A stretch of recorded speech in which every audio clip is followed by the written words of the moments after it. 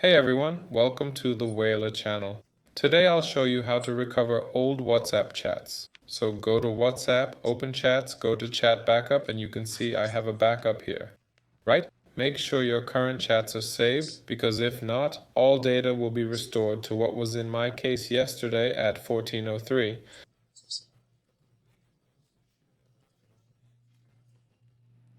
To load this backup, we'll need to uninstall WhatsApp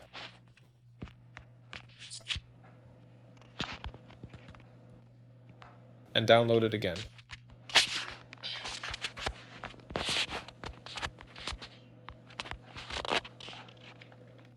Find it and download it.